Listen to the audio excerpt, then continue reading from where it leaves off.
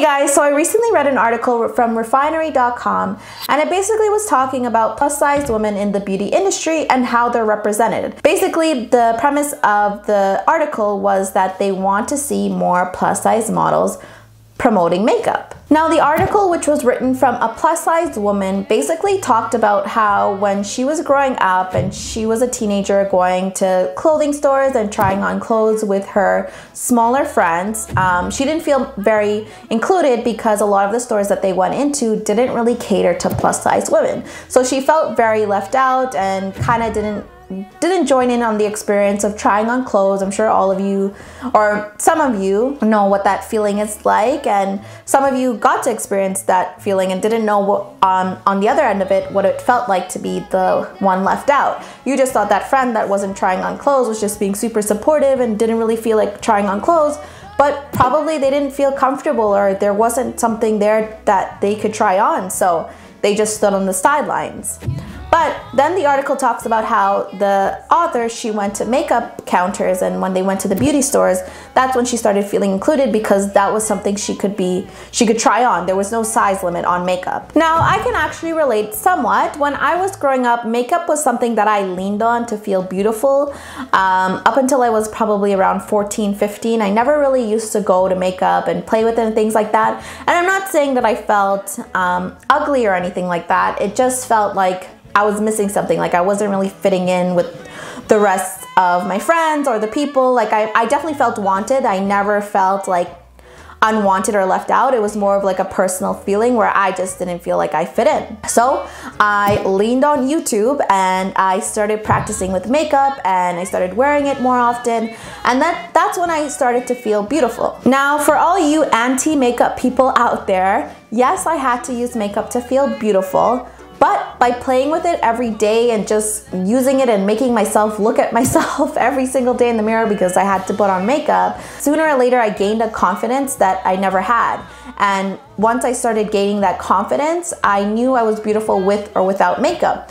It just took me having to use makeup to feel beautiful and get to that point. Now, back to the point of the article, the author was basically saying we need more plus-size models promoting makeup, specifically so that when another plus-size woman is going out there and looking for makeup, they can feel like, oh, like this plus-size woman is wearing this, you know, contouring set or eyeshadow color or whatever the case is, it will probably look good on me, and not really guessing that it'll look good on them. Now, from my personal experience when I was growing up and buying makeup, it never really bothered me that I didn't see plus-size models promoting the makeup that I was buying.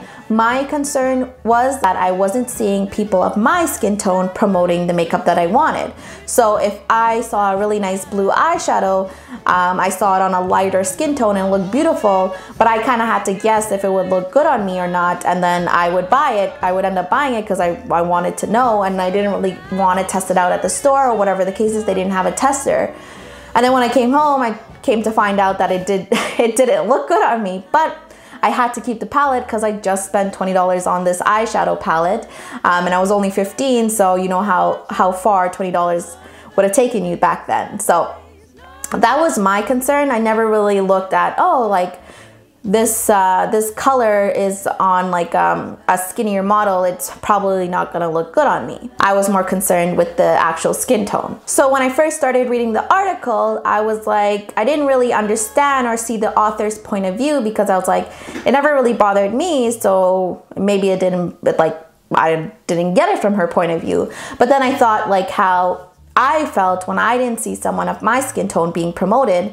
I felt like I couldn't really buy the product, or I didn't really feel comfortable buying it. So there's probably a lot of people out there who are plus size that don't really buy beauty products because they don't see it being promoted on like similar body types or similar face structures. So I actually had to like think about it from my point of view, but change the meaning of it. Like, how did this author feel based off of my experiences? And I feel like now more than ever, there are a lot of plus size bodies being promoted, especially on Instagram.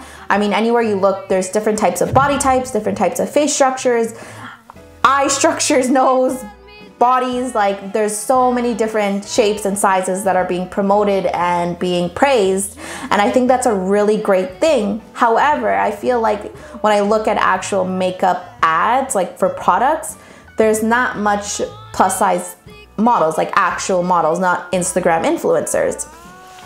And there's nothing wrong with Instagram influencers, it's just there's still, I feel, a stigma within like the actual makeup industry from the actual companies, where they don't really rely on plus size models to promote their makeup in actual ads. So I feel like that's still an area that needs to grow and become a part of the standard of including everybody. Anyways, I hope you guys really enjoyed this video. If you did, hit that like button. And if you had any similar experiences growing up like I did, where you didn't really feel included or you relied on something to help make you feel beautiful, let me know in the comments below. And let me know any tips that help make you overcome any of the struggles that you had with yourself growing up and feeling beautiful. I definitely want to know. Bye for now.